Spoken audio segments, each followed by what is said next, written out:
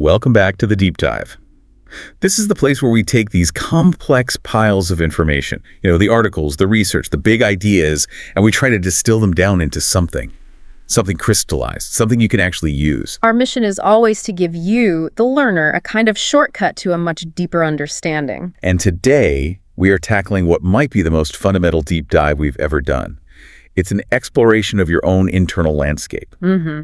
Specifically, the nature of thought itself. We're looking at that persistent internal narrator. That voice, the one that runs the play-by-play of your day, that describes your surroundings, that, calculates risk or argues with people who aren't even in the room. Right. We all have it. We all rely on this inner monologue. Yeah. And it really feels like the engine of consciousness, doesn't it? The constant soundtrack to our existence. It does. But here is the critical insight we pulled from all our sources, and it's a bit of a bombshell. Yeah. What if that constant linguistic process, which is, undeniably useful for communication and for structure, what if it's actually a profound constraint? A constraint on what? On your raw, nonverbal mental power. What if that voice is actually limiting your thought to these linear language-based tracks, and in doing so, it's dramatically slowing you down? Wow. Okay. So if we're constantly forcing our thinking into the format of sentences, like subject, verb, object. Precisely. You're inherently limiting your total capacity to the speed and, the grammatical architecture of whatever language you speak. But the mind is capable of so much more. So much more. It can operate in dimensions that are far richer than the 2 dimensions of a sentence on a page. And our sources suggest that a fundamental transformative shift is possible. And not just possible, but maybe even necessary for navigating the complexity of the modern world. Highly necessary. So that's the mission statement for this entire deep dive. We want to guide you through that shift, moving away from that linear sentence-based thinking. And toward conceptual, idea-based thinking. The goal is to harness the full nonverbal horsepower of your mind, allowing you to build these abstract, flexible, nonverbal constellations of meaning. I like that. Constellations of meaning. It's about liberating your core intelligence then. That's the framing. When you master the shift, words stop being the limit of your meaning. Instead, thinking in ideas allows words to simply flow from that meaning. The rich conceptual pattern dictates the expression, not the other way around. The grammar doesn't dictate the concept. Okay, let's unpack this because this is a huge idea. We need to define the territory we're exploring. Let's start by looking at these 2 modes of thought. Good idea. So first up, sentential thinking. We can call it the double-edged sword. Right. And look, we have to start by acknowledging language is essential. We are not advocating for abandoning speech or your internal narrative. That would be absurd. Of course not. Our sources call it our bridge to civilization, and that feels absolutely correct. It is. It enables sophisticated shared learning. It lets us relate complex information.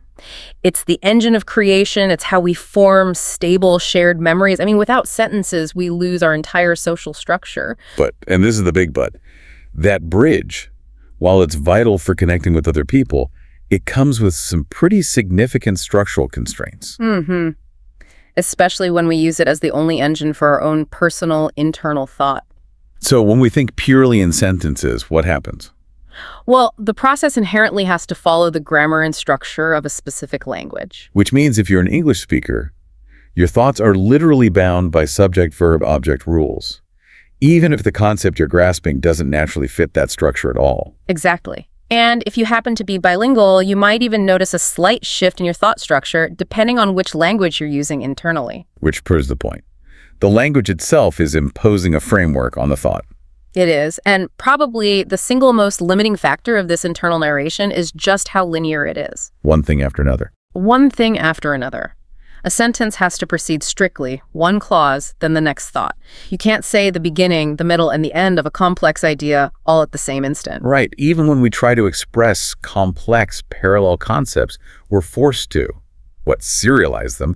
We use words like and, but, or while to force a sequence onto ideas that are actually happening at the same time. Yes, and that strictly linear track, while it's great for communicating, it really favors verbal fluency. You get very fast at communicating what you already know. But it sacrifices depth. It often sacrifices visual or emotional or conceptual depth, the sheer interconnected complexity of a system, or the richness of a nuanced emotion.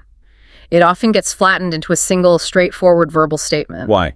Because that's all the linear nature of a sentence allows for in any given second. And this brings us right to the downside of having that constant narrator running the show. The first major constraint is just sheer slowness. Slowness. Your ideas can only proceed as fast as that internal narrator can literally speak them. Think about how fast you can read a paragraph out loud. That's your mental speed limit. Wait, I'm really chewing on that. If I'm trying to quickly synthesize a complex issue, like, I don't know, figuring out the operational flaws in a new project, and I have to articulate every single connection internally with fully formed clauses, my mind is operating at the speed of speech. Right. That feels, well, it feels incredibly inefficient for anything that requires simultaneous processing. It is. And it leads directly to the second constraint, which the sources call stuck loops. Stuck loops. I think I know what this is. It's that tendency to over-explain things internally. We get stuck in what one source called the tyranny of phrasing. Ah, yes. We repeat the same internal argument, trying to find the perfect word or the perfect explanation instead of just moving on to the next conceptual leap. Can you give us a concrete example so the listener can really recognize it in themselves? Oh, absolutely. Imagine you need to send a difficult email to a client. The loop starts, right? Okay, I should call client X. But if I call, what if they say Y? Then I should say Z, but I need to make sure I don't sound aggressive. No, maybe I should email first. But what if the email is misinterpreted? And then I have to spend 3 paragraphs clarifying. Your narrator is now trapped, just endlessly perfecting the script, delaying the actual action. Why? Because the verbal structure feels incomplete or vulnerable. That is painfully relatable. And you're looping because the narrator is trying to find verbal certainty before it moves on. Instead of the conceptual mind just instantly seeing the pressure point of the relationship and jumping straight to the solution. Exactly. And this, critically, inhibits creativity. Creative breakthroughs rely on making non-obvious, often messy connections between, disparate data points. But if every thought has to be grammatically sound and logically sequenced in a sentence, we filter out all the ambiguity and strangeness required for truly out-of-the-box thinking. The moment we force an emerging idea into a sentence, we give it a structure, a kind of premature rigidity that might not accurately reflect its multidimensional reality at all. Okay, so if that's sentential thinking, the stream of words, the single line of text, what is the alternative? What is conceptual thinking? How do we even define this nonverbal mode? The contrast is it's dynamic and it's profoundly nonverbal. In this mode, thought doesn't occur as a line of text. It's more like a dynamic interplay of images, feelings, spatial structures, immediate connections. Unresolved questions, potential answers. All of it. It's a vast, multidimensional map or diagram that is constantly shifting and reorganizing in real time. So ideas exist in the mind as these clusters, or as you said before, constellations of meaning. And they're not tied to any specific language. Fundamentally untied. So if I'm thinking conceptually about, say, the physics of wave mechanics, how energy propagates and oscillates, that underlying conceptual structure is the same whether I speak English or Japanese or communicate purely through gestures. That's a perfect definition. The concept is the essence, independent of its linguistic packaging. The source material calls them meaning clusters or tangled webs of insight.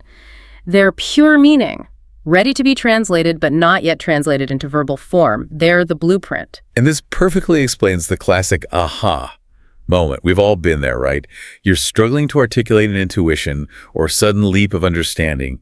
You know what the answer is. You can feel the rightness of it. But the words just will not come out right. They refuse to. That phenomenon. Yeah. That's your conceptual mind operating way ahead of your verbal narrator. Way ahead. The conceptual cluster has formed. The solution exists, whole and complete, but the slow, painstaking, linear process of translating that complex, dynamic constellation into grammatically correct sentences, it just hasn't caught up yet. So you spend the next 10 minutes chasing the right words to accurately describe what your conceptual mind solved in a fraction of a second. It's the difference between feeling the entire structure of a 3-act play versus trying to dictate the script line by line. We need to train our brains to rely on that conceptual structure for the bulk of the internal work, and then reserve the verbal narrator for when we actually need to communicate. That's the goal. So if sentence-based thinking offers clarity and order, this conceptual thinking, it offers unparalleled cognitive power and speed. For our listener, the learner, what are the truly transformative gains when they manage to make this shift? Oh, the gains are immense. They touch every cognitive domain. But let's start with the most dramatic one, how we generate new ideas. Creativity and innovation. Exactly. The source material drives this home beautifully. Great breakthroughs are simply not made sentence by sentence. That's a myth we tell ourselves. It is. We create this myth that scientists or artists just meticulously write line after line until brilliance emerges, but internally the process is architectural, not linear. Let's use the examples we gathered. Stand-up comics, for instance. They don't just craft puns sequentially. No, they see the relationship. They see the conceptual tension between two totally different concepts, like a family reunion and a hostage negotiation. The joke structure just follows that recognized pattern. Or scientists. They don't start with the final equation. Not at all. They grasp patterns. They perceive the structure of a system, like the orbit of a new planet or the flow of an electrical current, long before they sit down to write out a formal verbal hypothesis. And the musician analogy is even better. Yeah. They don't just notate a single line of music and then decide what comes next based on some grammatical rule. No, they feel the entire structure of a song, the mood, the internal tension, the key change, the climax before a single note is written down. The entire architectural blueprint, that sonic landscape, is conceptual. So when we operate at this level, what are the immediate gains? First is flexibility. This is about changing direction instantly. Concepts can combine, split, morph, and extend far faster than words allow. Give me an example of that. Okay, say you're solving a complex engineering problem. Your verbal analysis says, step A requires B, which requires C. You're stuck on a rigid path. Right. But if you see the problem conceptually, you might instantly realize that B can be bypassed entirely by introducing a new visually represented element, D, and the whole structure just reorganizes itself in a flash. It's like working with conceptual clay versus carefully milled lumber. You can change the shape of the clay immediately. I can see how that flexibility would allow for much faster strategic pivots in business, for example. Absolutely. And the second gain is parallelism. This is huge. So not linear, but... Not linear. In verbal mode, we can only process one sentence at a time. It's a single core processor. But in conceptual mode, the mind can hold multiple possibilities, options, or interpretations simultaneously. So you can test 3 different solutions to a problem in the same conceptual space, running them side by side, without having to articulate all the pros and cons of each one sequentially in your head. That's it. So while the narrator is busy debating solution A versus solution B, the conceptual mind has already mentally modeled the outcomes of A, B, and C, and the interaction effects between them, long before the first sentence is even complete. And the third gain you mentioned. Richness. Nonverbal associations and subtleties flourish in this mode. This is where intuition lives. It's where that deep contextual knowledge gets integrated. Okay, explain that. If I describe a business challenge in words, I get a clear, defined, rational outline. If I think about that same challenge conceptually, I get the facts, plus the feelings, the unarticulated political tensions, the subtle market moods that words often struggle to capture or even acknowledge. This moves beyond just creativity to cognitive management, right? Yeah. This is where it gets really interesting on a practical level, because conceptual thinking is just more efficient for storage and retrieval. It is the ultimate data compression strategy for your brain. Storing a concept is highly efficient. It often just requires a visual anchor, a core feeling, or a primary connection. And that conceptual nugget is way more compact. Far more compact. It takes up less precious mental bandwidth than the hundreds of words that would be needed to fully explain it later. I like to think of it as the difference between a multi-page PDF document detailing a project and a simple evocative icon on your desktop that represents that project. That's a great metaphor. The icon holds the idea of the document. You can pull up the full text when you need it, but the icon itself takes up almost no cognitive space in your working memory. We're trying to compress that high-fidelity meaning into these low-bandwidth structures. And our sources reinforce this by pointing to how our brains already handle episodic memory, the memory of specific events. We don't store them as text transcripts. Never. We store them as these nuggets of experience, a mix of sensations, emotions, key visuals, a spatial layout. It is a purely conceptual storage mechanism, which proves the brain already defaults to this incredible compression technique. So when I remember my first day of college, I don't recall the exact sentences I thought. No, you recall the specific colors, the feeling of the heavy backpack, the sound of the bell. And the words are just the descriptive overlay I use later to share that experience with someone. Exactly. We're just trying to make all of our active thinking leverage that same level of compression, freeing up the working memory that our verbal narrator usually monopolizes. And this leads to better problem solving. We talked about the suffocating linearity of sentences. The moment you break free from those verbal rails, you gain incredible agility. And that agility is non-negotiable for navigating modern complexity. When you're not tied to the rails of phrasing, you can jump laterally between subjects. You can spot an analogy between a biological system, like predator-prey dynamics, and a business model. Like the relationship between a platform and its independent sellers. Right. And why can you do that?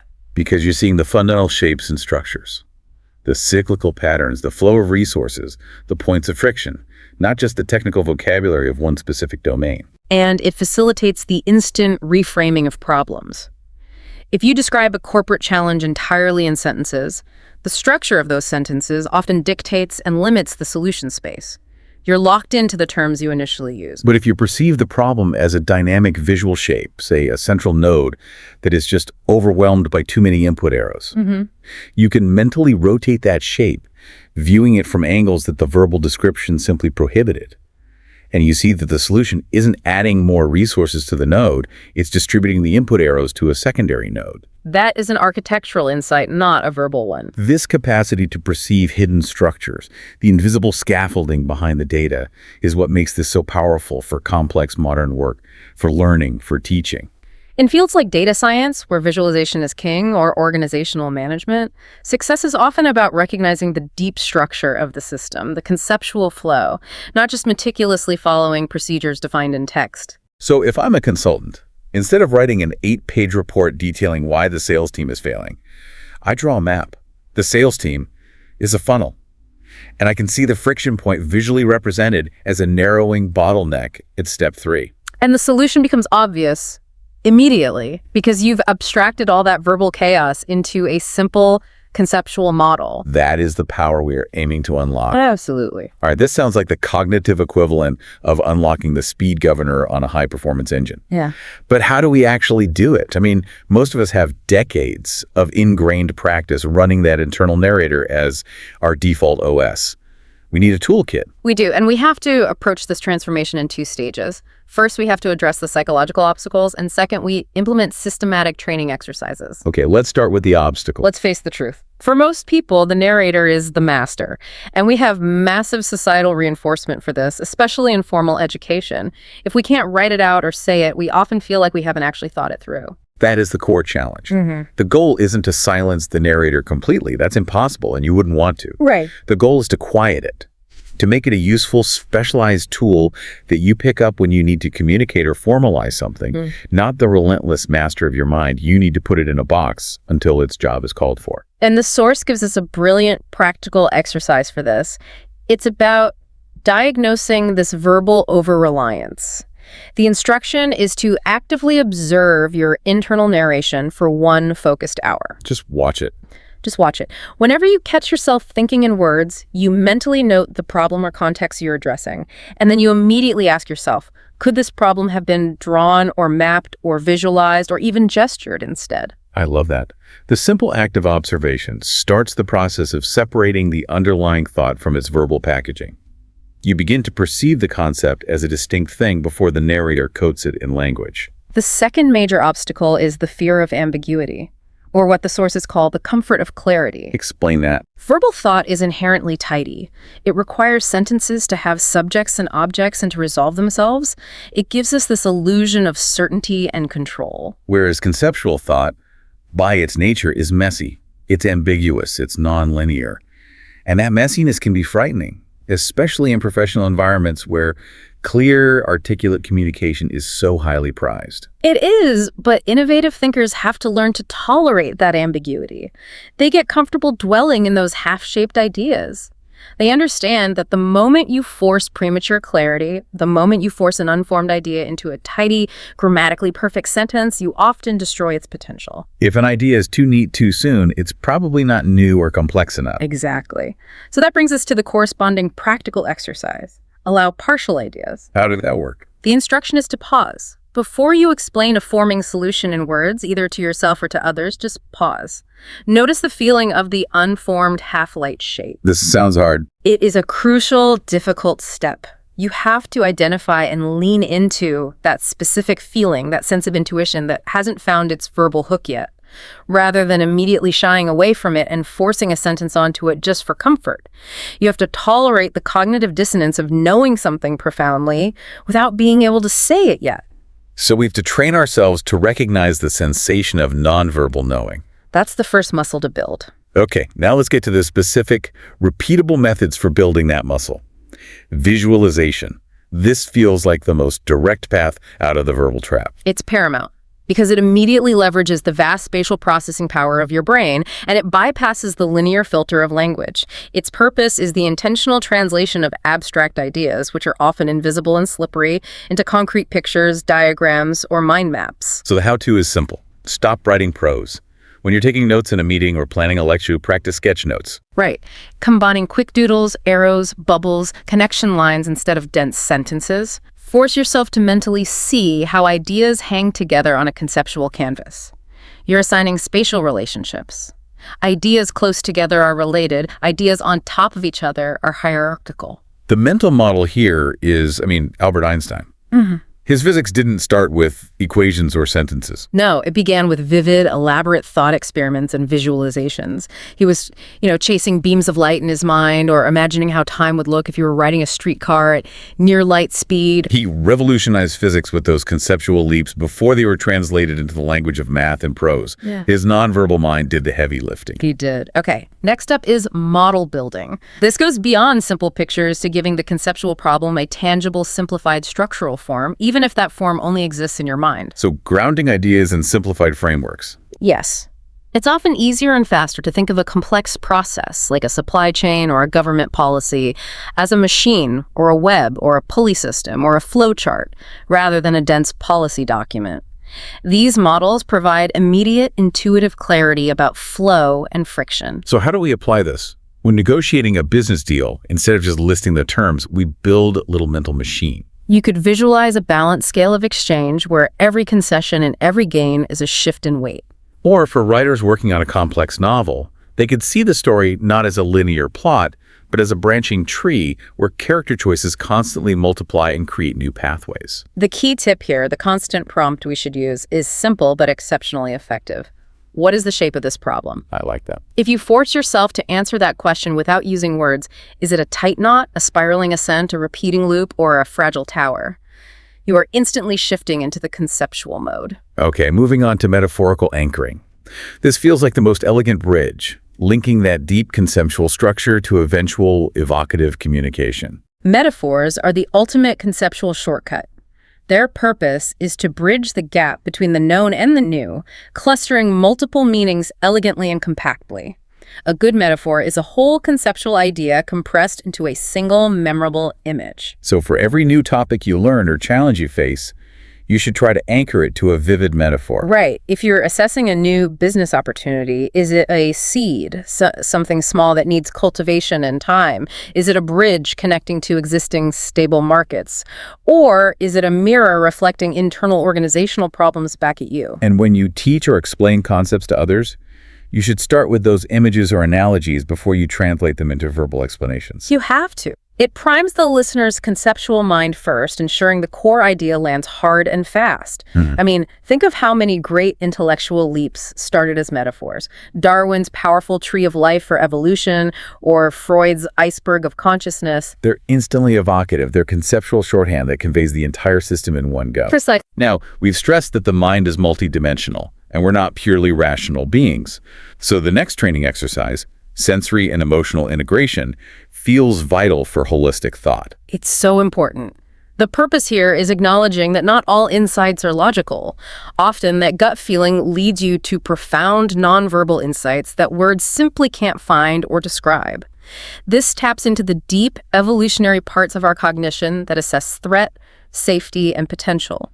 So the how-to is basically mindfulness applied to problem solving. It is. Practice paying attention to your felt sense, your gut, your heart, your skin as you ponder a challenge.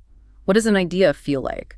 If you feel tension in your stomach or a tightening in your chest when you're reviewing a contract, that is a conceptual insight signaling dissonance. And it needs attention before your rational mind formalizes a thought into a neat sentence dismissing the worry. Exactly. When you're solving problems, step back and let these physical sensations guide your approach. Do you feel stuck, excited, energized, or bored? If you feel bored, maybe you're missing the core stimulating question. If you feel energized, you are likely on the right conceptual track. Okay, we also have to address the physical act of recording and organizing our ideas. You mentioned nonlinear note-taking, because linear notes just reinforce sentence-based thinking. They absolutely do. They force us into that subject-verb-object sequence on the page, which traps us mentally. Traditional lists and sequential bullet points lock us into that rigid structure. So to break this, we need systems that reflect the inherent multidimensional nature of ideas. We need to mirror the web of insight. This means experimenting physically.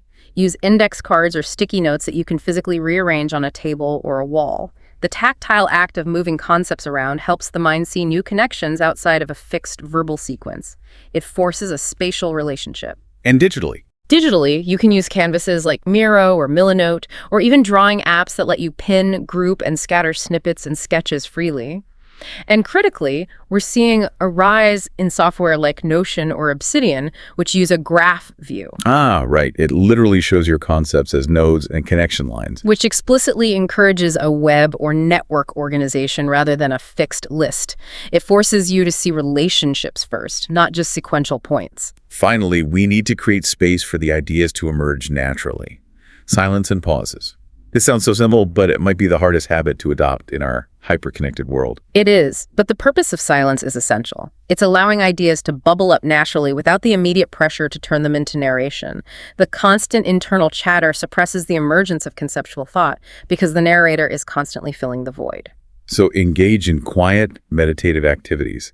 Gardening, long walks, shower time. Places where the mind is occupied but not verbally taxed.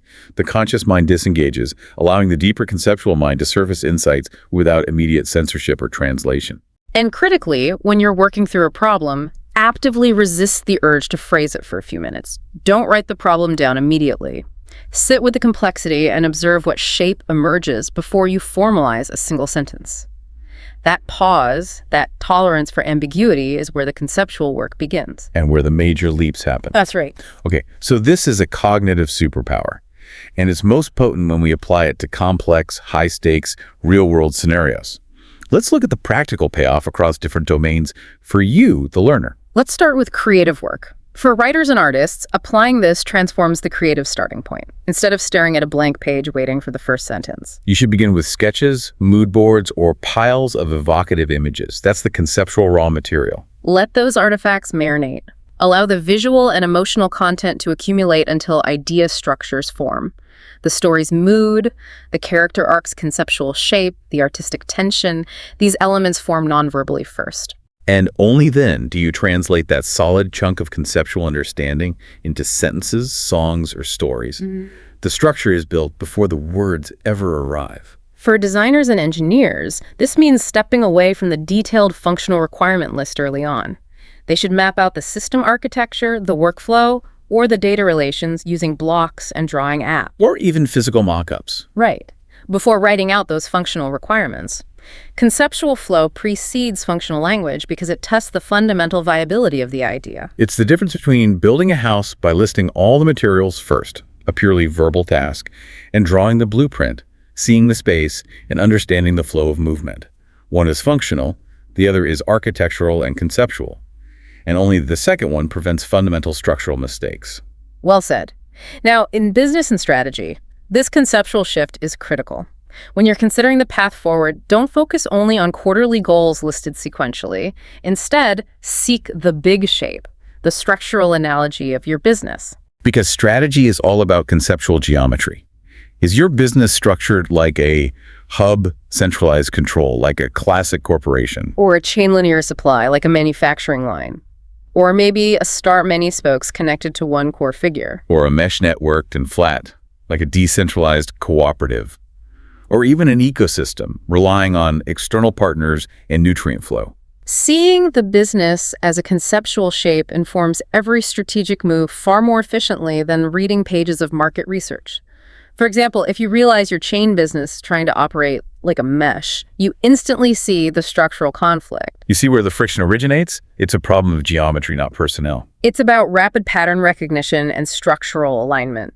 And in negotiation, the shift is from reviewing terms line by line, the linear method, to focusing on seeing leverage and conceptual flow. Where's the pressure point? Where's the mutual gain? These are conceptual dynamics, a shift in weights on a balance scale, not just textual points to argue over. You're modeling the negotiation as a dynamic system, not just reading a pre-written script. And this might be the most powerful application in relationships and leadership.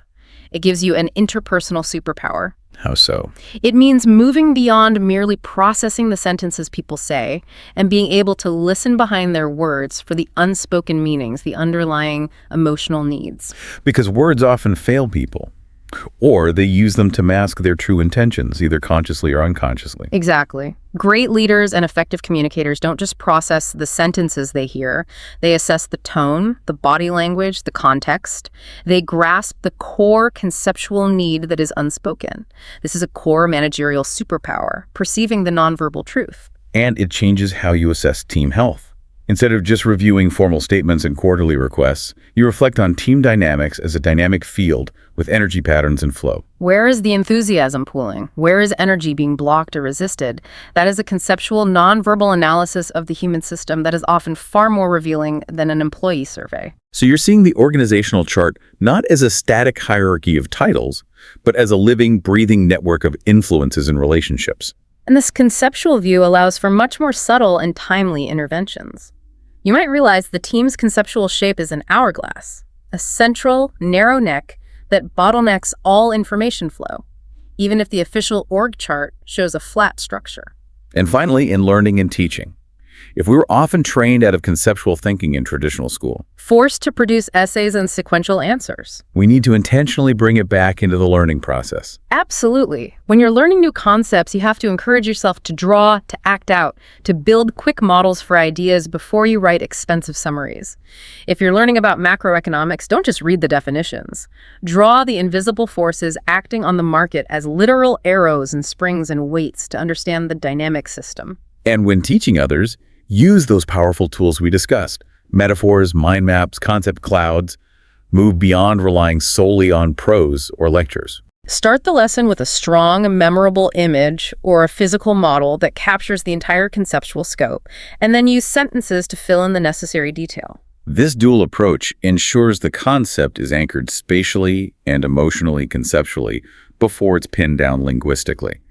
It maximizes retention and makes the knowledge immediately applicable in new contexts. Exactly. Okay, let's ground all this practice in some hard science. Because this isn't just about good vibes or creative exercises. This is about intentionally aligning our cognitive strategy with the brain's native, powerful architecture. It is, and psychologists and neuroscientists have long identified a clear functional distinction between two primary types of thought.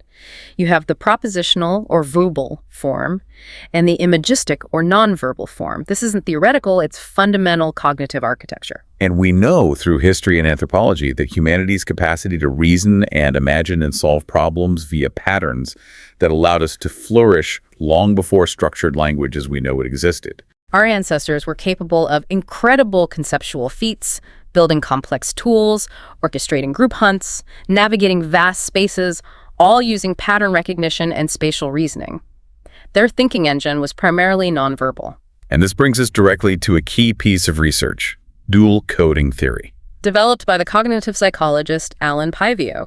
This theory basically says that the mind codes information in two distinct yet interconnected systems. Okay, break that down for us. What are those two systems? The first system is the verbal system. Pivio called its units logogens. Logogens are essentially the sentences, the words, the abstract linguistic components we hear in our internal monologue. They're sequenced and rule-based. They're excellent for specific details and logical causality. And the second system? The second is the nonverbal system. The units here are called imagens. Imagens are all the nonverbal components. Mental images, emotions, spatial layouts, sensory information. They are multidimensional and simultaneous, allowing for parallel processing. The imagery and model building we discussed earlier directly engages this system. Exactly. The power of this theory is simple. When you have information coded both verbally as logogens and non-verbally as imagens, you assist both memory retention and problem solving in different complementary ways. So if one path fails, if you forget the verbal definition, the other path, the visual or structural anchor, is there to retrieve the entire conceptual knowledge bundle. From a neurological perspective, this also maps to functional differences. While the brain is highly integrated, the left hemisphere generally specializes in sequential processing in language, our verbal system. The right hemisphere is often more specialized in spatial reasoning, visual patterns, and holistic recognition, our nonverbal system. Conceptual thinking is simply about forcing the whole brain to engage in problem solving simultaneously. And research confirms that mental imagery and spatial reasoning are not niche talents. They are critical skills across all demanding fields. They're essential for mathematicians to grasp abstract geometries, for physicists to run thought experiments, and for artists to visualize their final work. So by cultivating this nonverbal coding system, you are strengthening the cognitive architecture that underlies all deep analytical and creative work. You are. Let's take one final look at why our reliance on language, while necessary for external life, can be a cognitive trap internally, especially when we're dealing with complexity. Languages, particularly those with a strict subject-verb-object order like English, are powerful organizational tools, but they are inherently rigid when dealing with a nonlinear reality. They force a certain sequence of causality that might not actually exist. They often impose implicit hierarchies onto ideas that aren't really there. If you write variable A caused outcome B, that sentence structure forces A into a superior initiating position over B. Right, but the reality might be a complex, simultaneous web of association where A and B are mutually influential and some other variable C is the real initiator that acts on both. And that's the crucial point.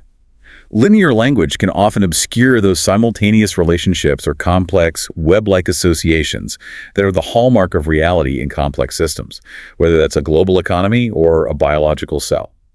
If you have 5 interconnected variables, verbalizing their relationship requires 5 sequential sentences that slowly build toward the full picture. Conceptually, you see all 5 influences operating at once, like a complex clock mechanism. So conceptual thinking returns us to the brain's native multidimensionality. We're retuning the engine to its default, most powerful setting. All right, but no cognitive system is complete without flexibility. This is not about declaring language bad. No, of course not. We need to know when to use which mode. We're not abandoning language, we're giving ourselves the choice. The verbal system, the narrator, will always have a vital role. I mean, you'll need to communicate ideas eventually, and that requires precise articulation or editing documents or following specific instructions. Verbal thought is excellent for that final stage refinement and communication. The guiding principle here is to treat your mind like a shapeshifter. I like that. Let ideas grow, combine, and resolve in their natural, nonverbal, chaotic form first. That's the concept phase. And only afterward do you choose the best expression or translation. Words, images, sounds, or actions. The transition points are key. Right. You start by gathering concepts and patterns, letting mess and ambiguity rule while you're in that creative or problem-solving phase. That's the conceptual work. And that should occupy, say, 80% of your internal cognitive time. And then when the conceptual structure is robust, you deliberately convert those bundles of meaning, those solid constellations, into sentences or bullet-pointed presentations or clear instructions for others. The conversion is the moment of translation. Moving from the conceptual map to the verbal itinerary. So, to make this shift permanent, we need to embed new, nonverbal habits into our daily routine. This requires intentional practice. Start by designating idea time. Block off specific mandatory time in your calendar for unstructured thinking. No agenda, no phone, no specific task list. Simply a goal to dwell in concepts. This signals to your brain that it's safe to operate outside the verbal task manager mode without immediate pressure for verbal output. Second, create idea gardens. Maintain a physical or digital space where concepts can grow, connect, and be pruned without the immediate pressure to articulate them. A dedicated mind map wall, a sketchbook where ideas are drawn quickly and messily, or a large whiteboard where you draw relationships and models. The key is low-pressure cultivation. And third, use the power of collaboration. Practice ideation with others conceptually. Host collaborative sessions where teams are forbidding from writing bullet points. Instead, they must sketch or act out or build rough prototypes or flowcharts before any formal documents are created. That immediately shifts group dynamics out of verbal negotiation and into conceptual modeling and shared visualization. And finally, use simple prompts to practice the transition daily. When you face a new task, consciously ask yourself questions designed to bypass the narrator. Ask, what's the shape of this idea? Or how do these elements relate if I draw them as a diagram? A profound prompt is, what does this concept feel like before I explain it? Pay attention to that sensory data. And finally, can I connect this to a single, powerful metaphor or story? These prompts force the cognitive leap before you allow the verbal narrator to take over and structure the thought prematurely. So we've covered the entire scope, from defining the suffocating constraint of language to providing the tools to break free, ensuring we utilize the brain's full dual-coded architecture. The guiding principle remains flexibility. Be the shapeshifter. And we must internalize this key conclusion. Cultivating the idea mind means words become the music flowing from the concept, not the structure defining it. Every breakthrough, every creative leap, every work of art or science began not as a sentence, but as a swirling, messy, nonverbal constellation within someone's mind. By returning to this elemental zone, by seeing in shapes, feeling in patterns, and imagining in structures, we open up not just what we can say, but what we can truly understand and create. We move from being interpreters of reality to being architects of it. And this leads us to our final provocative thought, one which embraces the beauty and complexity of what we're calling unspeakable ideas. The philosopher Ludwig Wittgenstein famously stated, "Whereof one cannot speak, thereof one must be silent." This is often interpreted as a linguistic limitation on what we can know. You know, if you can't say it, you can't grasp it. But we challenge you, the listener, to consider the opposite, that the richest, most complex, and most profound ideas often form in that very silence, thriving in the paradox and complexity that exists in the spaces between sentences. When you're truly thinking conceptually, you often reach depths that language simply cannot reach, or describe ideas that are so massive they cannot be condensed into a single human language without profound loss.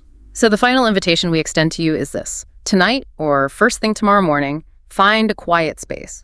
Give yourself the gift of 10 minutes. Just tend to sit in silence and notice what appears. Actively resist the urge to turn those emergent thoughts into sentences. See where your mind naturally takes you when it's free to build castles in the sky, paint impossible shapes, or find connections that only exist in the wilds of pure thought. Welcome to your richer, more expressive inner world. Until next time, keep digging deep. Okay, let's unpack this. Imagine you're standing in a Parisian cafe.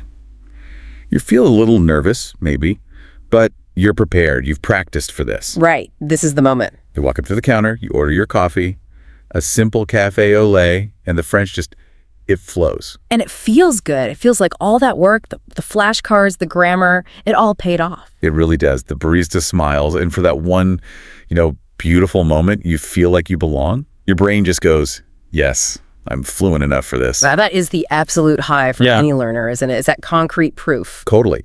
But then it happens. A group of locals sits down next to you, and they start this incredibly fast, elaborate discussion. And it's never about something simple, is it? Never. It's about abstract expressionism or some local political thing you have zero context for. And the language just becomes a wall of sound. Exactly. A torrent of words, idioms, cultural references, and that confidence you had just seconds ago. It's gone. It just snaps.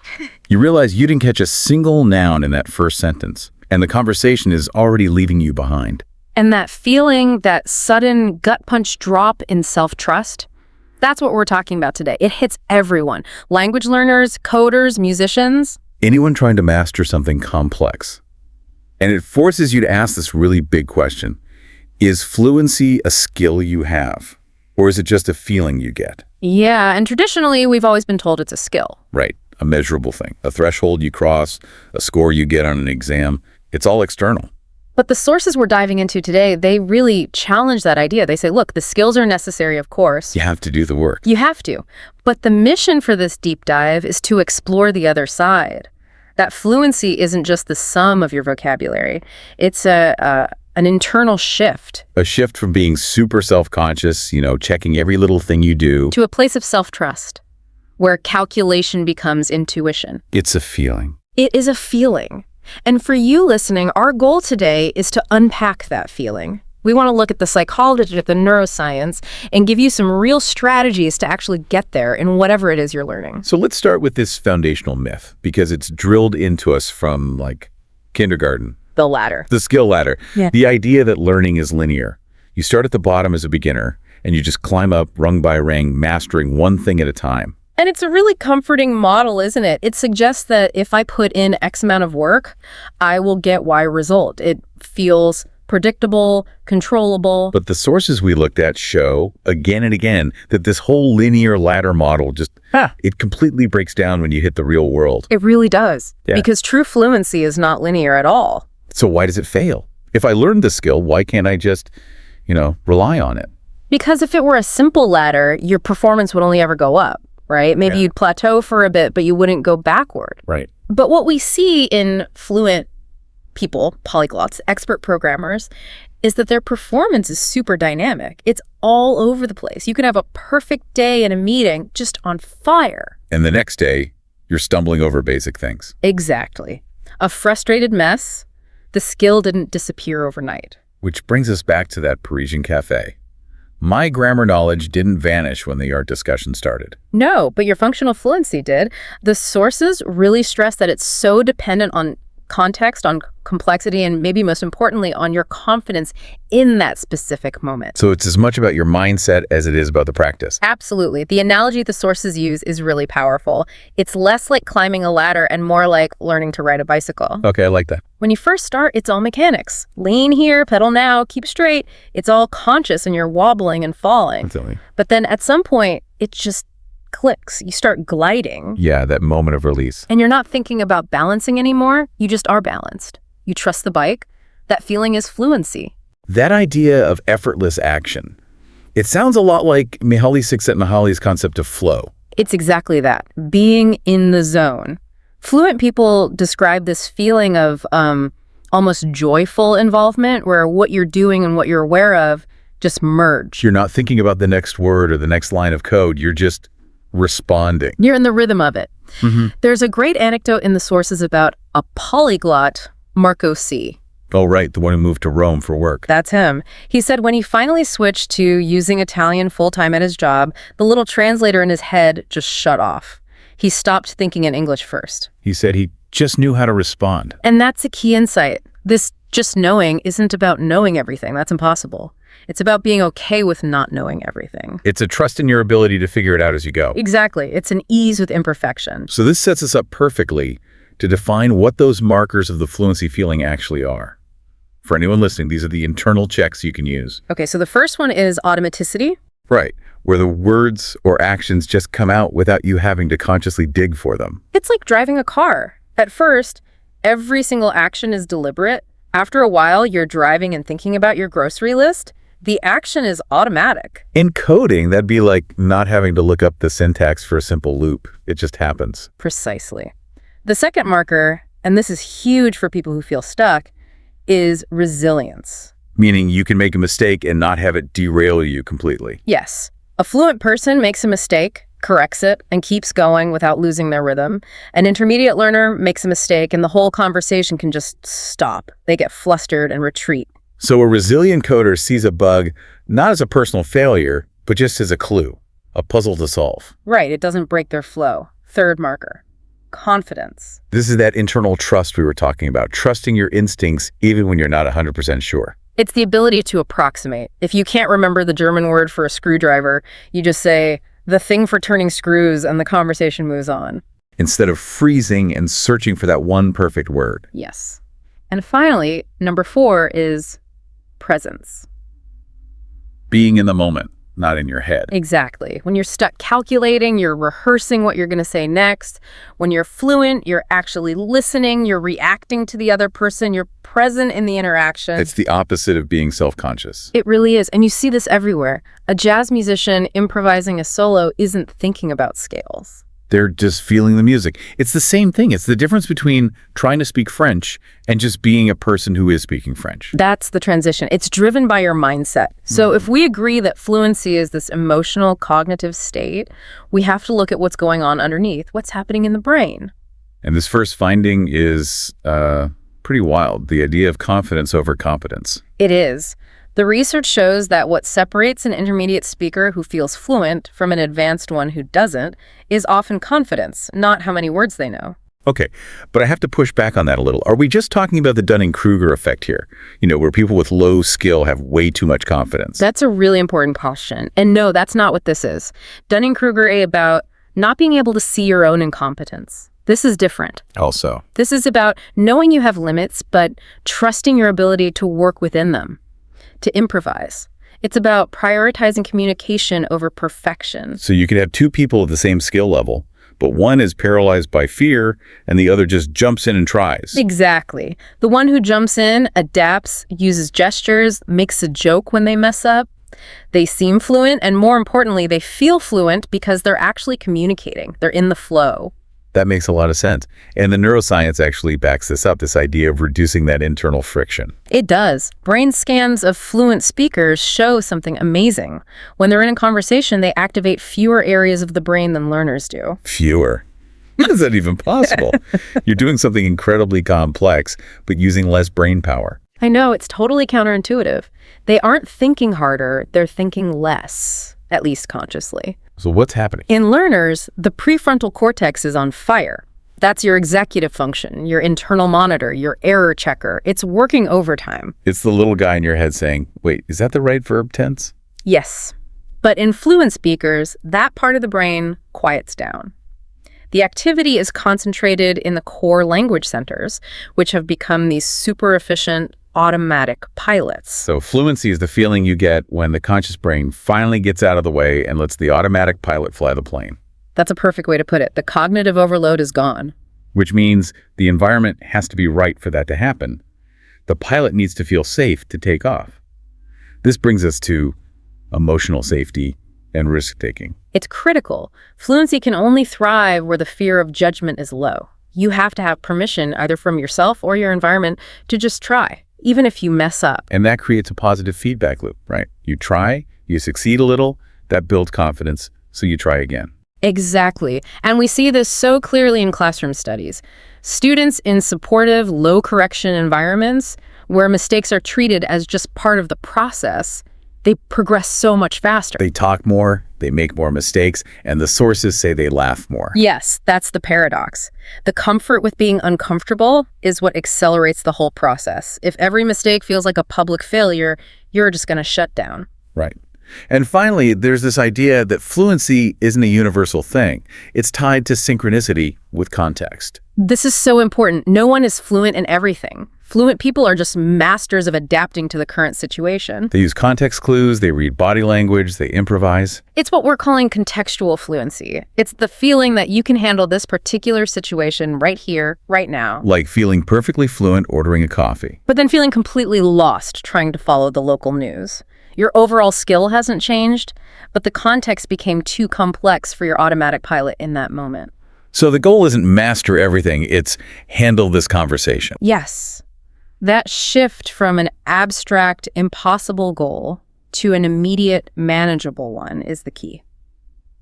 Okay, so we've talked a lot about the feeling, but we have to be really clear here. This isn't magic. Right. We are not telling you to stop studying your grammar or practicing your scales. Not at all. We need to talk about skill as scaffolding, feeling as emergence. The skills, the vocabulary, the syntax, the rules, they are the absolute foundation. They're the scaffolding. But the scaffolding isn't the building itself. Exactly. The building is what happens when fluency clicks, and that click almost always happens when you're under some kind of performance pressure. When you have to improvise a solo, or fix a bug while the system is down, or just have a real conversation. That's when you find out if you just have the skills, or if you actually have fluency. Which leads us to the central paradox here. Just collecting more and more skills doesn't actually guarantee you'll feel fluent. It doesn't. You can have all the certificates in the world and still freeze up, because you also have to nurture the feeling, the self-trust. That's what allows the skills to actually come out and work for you. And if you don't, you get caught in the danger of skill-based benchmarks. Over-relying on tests and grades can actually hurt you. The first danger is a big one. Perfectionism paralysis. If your whole goal is a perfect score, you become terrified of making mistakes. And if you're scared of mistakes, you participate less. You talk less, you code less, you learn less. You're basically locking yourself out of the very experiences you need to develop that automatic pilot. And that fear also causes the second problem, missed opportunities for authentic connection. Right. If you're so focused on getting your grammar perfect, you're not actually listening. You miss the joke, you miss the nonverbal cues, you miss the whole human part of the interaction. True fluency is about connecting with another person, not just transferring data perfectly. And you can't learn that from a textbook. And that brings us to the last point, which is more of a philosophical one, the lifelong learner's paradox. If we define fluency as absolute, 100% perfection, then nobody is fluent. Not even a native speaker. We all forget words, make mistakes, say awkward things. So the sources argue the real test isn't, do I know everything? The real test is, do you feel free to be yourself in that language or skill? Can you express your humor, your personality? Can you be you, even with the occasional error? That feeling of freedom, of authenticity, that's the real goal. That's the true north. You know, the sources had these incredible stories of people having that breakthrough moment, and it's never about passing a test. It's always a messy human moment. Let's talk about the first one, Alice in the Frustration Plateau. Alice was the perfect student, studied Japanese for 4 years, aced her written tests. But was terrified of actually speaking to people. Classic perfectionism paralysis. Totally. Her brain was just a constant calculation machine. Formulate in English, translate, check for grammar errors. And by then, the conversation had moved on. So what was her breakthrough? It was completely unexpected. She was on a homestay in Japan and she accidentally dropped a dish in the kitchen. It shattered everywhere. Oh no, the ultimate nightmare for a guest. And she just reacted instinctively. She tried to apologize, but she stumbled over the words, used the wrong polite form. It was a grammatical mess. And she was probably expecting them to be horrified. Right. But the family, they just burst out laughing, not at her, but at the situation. And they helped her clean up and gently corrected her phrasing while they were doing it. And her reaction was the key. She joined in the laughter. Yeah. And in that moment, she said she realized she hadn't just spoken Japanese, she had lived in it. The connection was more important than the grammar. She said, "It was the first time I didn't think before I spoke, and I wasn't scared to mess up." Her skills didn't change in that instant, but her feeling about them did. The self-monitor shut off. That's a perfect example. And it's not just for language. We see the same thing with technical skills, like with Jamal and the coding epiphany. Jamal knew Python inside and out from tutorials, but he would freeze on real projects. He was obsessed with writing perfect code from the very first line. The internal debugger was always running. Exactly. So his breakthrough was to just throw the project plan out the window for a weekend and just tinker. What does tinkering mean for a coder? It means being messy, embracing errors, Googling for quick and dirty solutions, just trying things to see what would happen with no pressure for it to be perfect. And he found that the problems that used to paralyze him just became like interesting puzzles. That's it. He said he stopped worrying about getting it perfect and just let myself play around. The feeling of fluency was unlocked by giving himself permission to be messy. Which really highlights this essential role of play and improvisation. It's how kids master language, isn't it? They don't drill verb tables, they play, they experiment, they invent words, they laugh. And we forget to do that as adults. We think learning has to be this serious, grim process. But the adult versions are all around us. Musicians jam, writers free write, athletes scrimmage. It's in those low-stakes, playful moments that the chatter of correction in your head finally fades. You're forced to rely on instinct. And you start to feel the real rhythm of the thing you're learning. Which brings up a really modern critique, right? The comfort illusion of tech. All the apps we use to learn. Right. Duolingo, coding apps. Yeah. They give you so much comfort. Progress bars, little rewards. It feels like you're moving up that skill ladder. But it's a bit of an illusion. Because it's a low-friction environment. True fluency begins where the curriculum ends. The app can't prepare you for a fast, messy group conversation. Or for debugging a weird old system that doesn't follow any of the rules you learned. That requires improvisation. Real practice needs to feel a little bit dangerous, a little awkward. That's where the growth is. Trusted improvisation, not just learned skill. So when this feeling of fluency really settles in, when that automatic pilot is reliably engaged, it's more than just a skill. It actually starts to change your sense of self. It's about fluency and embodiment. The line between you and the skill starts to blur. You're not doing coding anymore. You're thinking like a coder. Exactly. There's a psycholinguist, Anita Pavlenko, who studies this with bilinguals. They often report feeling like a different person in their different languages. Yeah, I totally get that. I feel like my sense of humor is different in my second language. It's less about wordplay and maybe more direct. It's a real shift. That's the embodiment. The language isn't just a tool. It's shaping how you can express your identity in that moment. And you hear the same thing from musicians who say they become the music, or athletes who feel like the game is flowing through them. It's the highest level of mastery when the mechanics just disappear. So fluency isn't a static thing you get and keep. It's a state of being, an identity you experience. Okay, so for everyone listening who feels stuck on that plateau, they have the knowledge but not the feeling, what are the practical strategies for nurturing the feeling? All right, number one, and this takes courage. Seek comfort in discomfort. You have to actively retrain your brain to see that awkward feeling as a sign of growth, not failure. Yes, that awkward conversation you just had, that's not proof you're failing, it's proof you're trying, you're stretching your boundaries. Okay, what's next? Number two, prioritize connections over corrections. In the moment, shift your goal.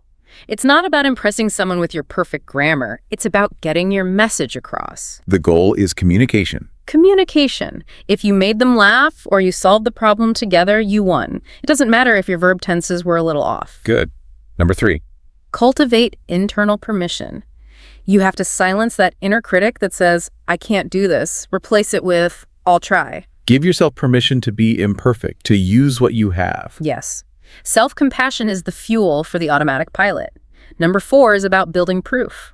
Reflect on work-through moments. Oh, I like this. So actually writing down the times it worked. Yes. Journal about that moment when you realized you weren't translating in your head anymore or you fixed a bug with pure intuition. Relive those successes because our brains are wired to remember the failures. Exactly. They are tangible proof that you're making progress. And finally, number five, celebrate mistakes as milestones. Reframe them. A mistake isn't a failure, it's a funny story or a great lesson. Every time you make a mistake and recover, you widen your comfort zone just a little bit more. And eventually, confidence just becomes a habit. So this brings us to the long game and evolution of fluency. There's a final twist here, isn't there? There is. The feeling isn't permanent. It comes and goes. Even for the experts. Even for the absolute masters. They have bad days. The words don't flow. The code won't compile. The difference is they know the feeling will come back. A momentary lapse doesn't invalidate all their skill. They have the resilience to just keep going. They keep risking, they keep playing, and they forgive themselves. Fluency is felt long, long before it's ever certified by anyone else. So, to bring it all home, we've really redefined fluency, haven't we? It's not a static checklist. It's a living, changing feeling. It's that moment when your skill meets your trust in that skill, when conscious effort becomes intuition. So the next time you're in that tough spot facing that complex code, that difficult conversation, and you ask yourself, am I fluent enough? We want you to just pause. Don't look for a certificate or a test score. Tune inward. And ask yourself one question about that moment. Do I feel free? Am I free to connect? To play, to respond, and just be present? That feeling, that freedom. Yeah. That is fluency. It's a state of being, not a destination. It's trusting the automatic pilot. So go out there, practice, definitely, but also risk. Yeah. And laugh when you mess up. Let that feeling of freedom be your guide.